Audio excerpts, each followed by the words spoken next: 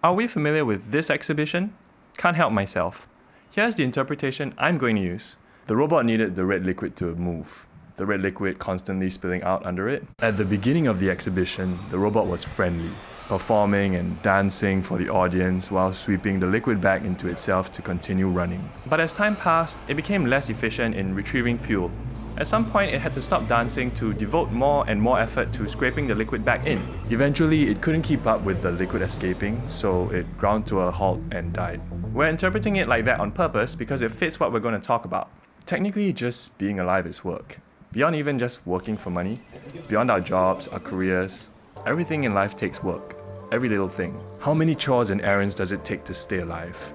Buying groceries, cooking, dishes, maintaining your car, cleaning your house, laundry. Then there's the more optional add-ons like exercising to stay healthy, staying in touch with our friends. But are those really optional to you? And then we'll age to the point of being unable to work anymore.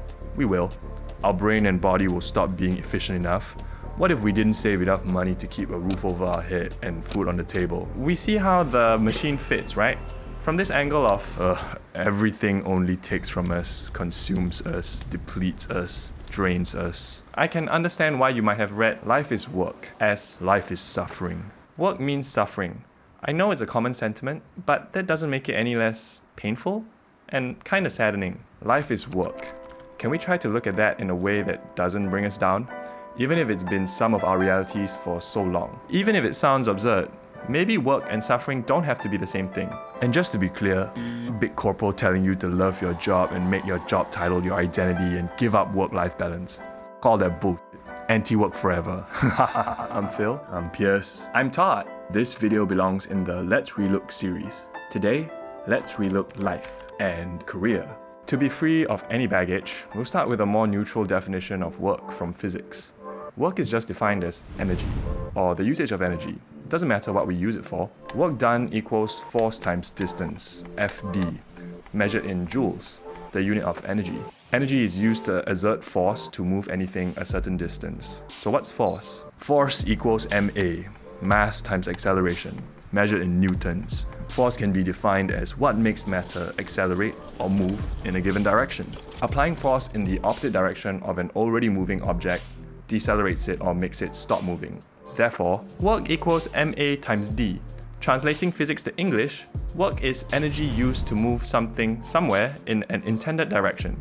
If something was moved from point A to point B, that's what using energy looks like. To apply it to our lives, when we work, we're using energy to make progress in something.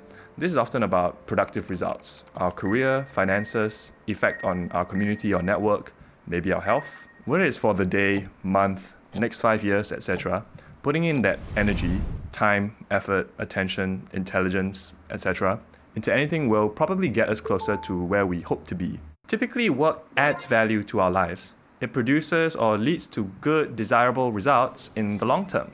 Unfortunately, the immediate process of working often feels bad to many of us, which is why so many of us associate work and suffering and the feeling of delaying gratification all as negative. That's annoying, isn't it? When work is simply the transfer of energy, and energy transfers are neither good nor bad, why are we so conditioned to feel like transferring our energy out is bad? For this, we can turn to more physics. Gravity. Everyone knows gravity is a constant force acting toward the planet's core. As far as we're concerned, it's a downward force that keeps us to the ground.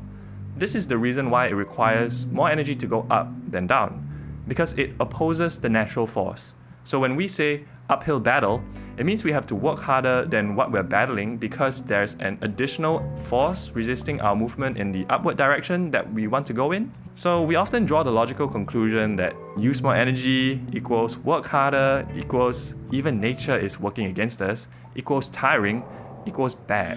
This has greater implications in the concept of entropy. On a cosmic level, indifferent to our minuscule lives, the universe is constantly expanding, at least for now.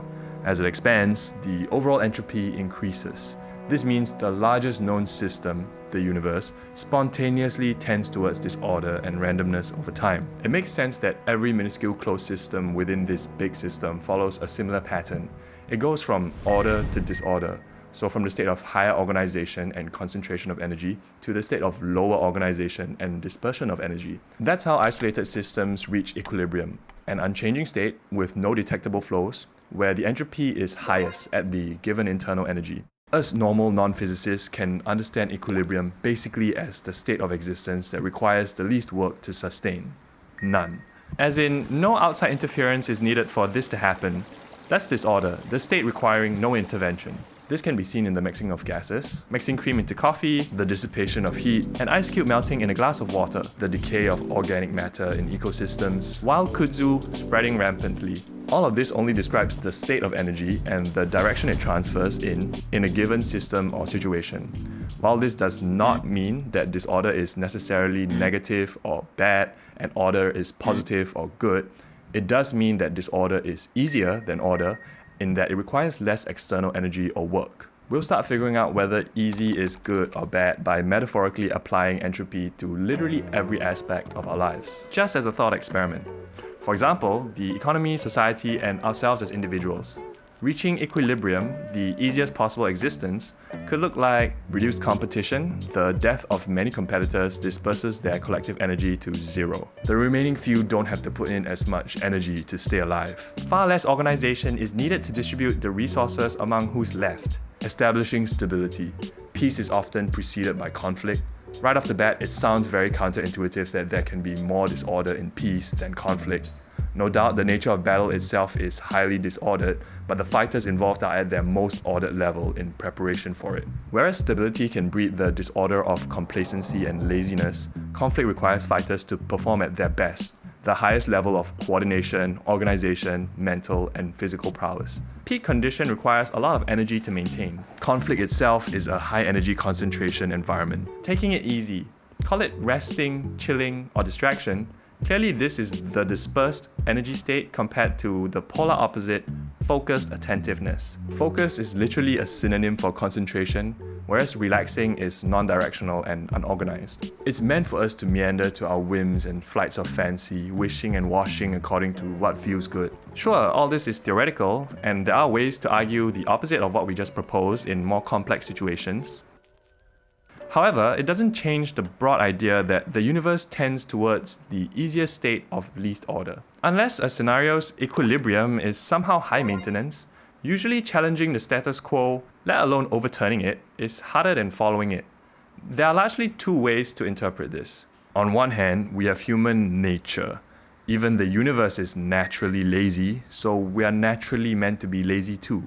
On the other hand, there is human civilization. Humankind has developed to become so different and separate from nature that despite originating from it, we often distinguish man-made from natural. We were meant to rise above being our lazy base instincts. Human nature and civilization are diametrically opposed to each other, yet both exist at the same time. So obviously everyone does a bit of both. So is easy good or bad? The answer probably lies in context and timing of when we choose to work or rest. That's what makes it the problem or the solution. Here are two opposing contexts. First, the inevitables. If literally everything tends towards disorder, then there are things that exist that we simply can't avoid and will definitely encounter eventually. They are inevitable. To list a few, these are problems, conflict, trouble, which is more disorganization and disperses energy sometimes in violence. Weakness is less energy required than strength.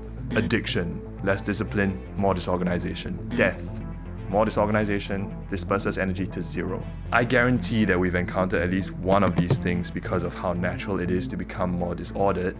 Like gravity, it's as if we can just fall into these states without continuous active effort to stay up. From the quick list, I find it to be the rule that the inevitables are bad. They reduce value. Anyone is free to come up with exceptions, but this isn't the main point of this video. Since the inevitables are bad, work against them is good, keeping these problems at bay. Unfortunately, this work usually feels bad, requiring fairly high, sustained amounts of energy, which we as basic humans don't really enjoy. Yet there exists work we do enjoy, something found in intense fun, where having fun can require work. Ironic maybe, but think playing basketball versus watching a show.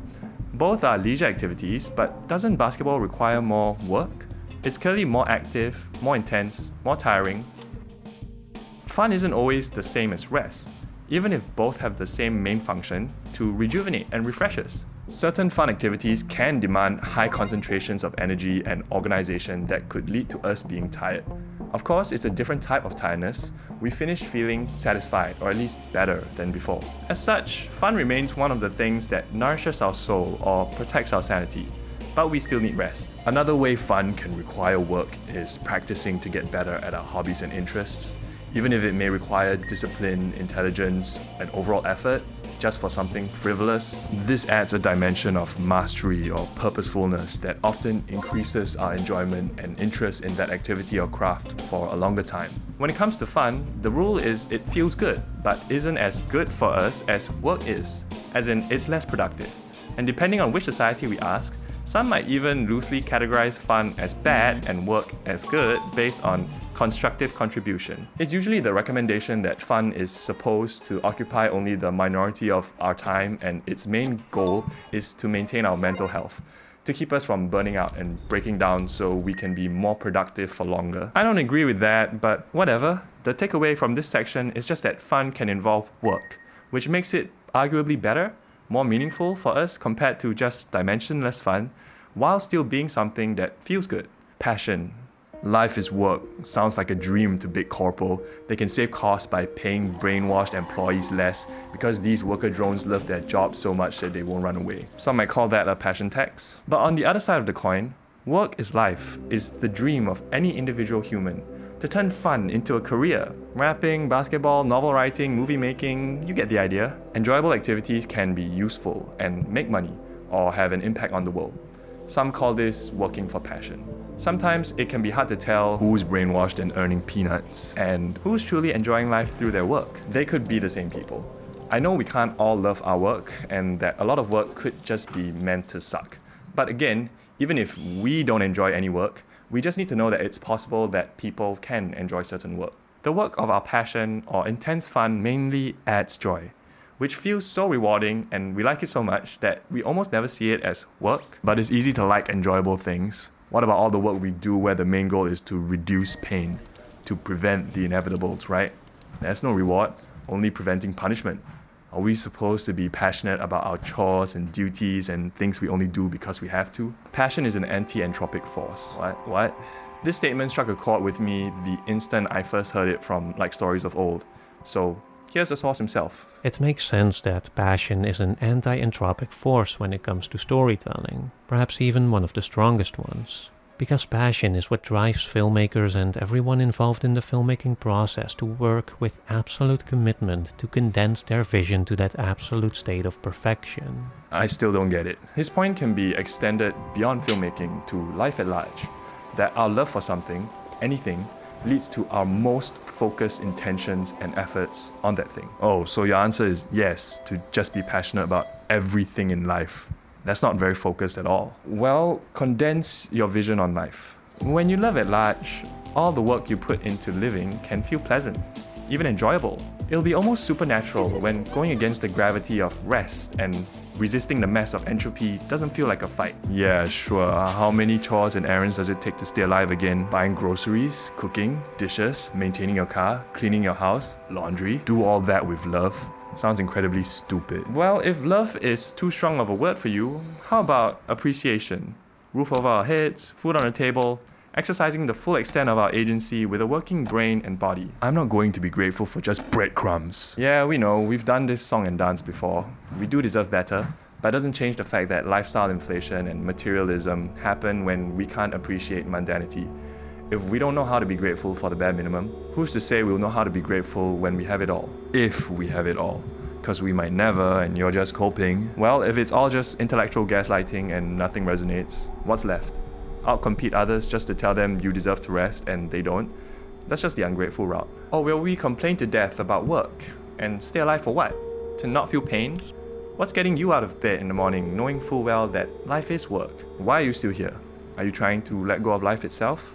Because those who do achieve that end up learning that living for others is still more purposeful anyway, more so than ceasing all value right then and there.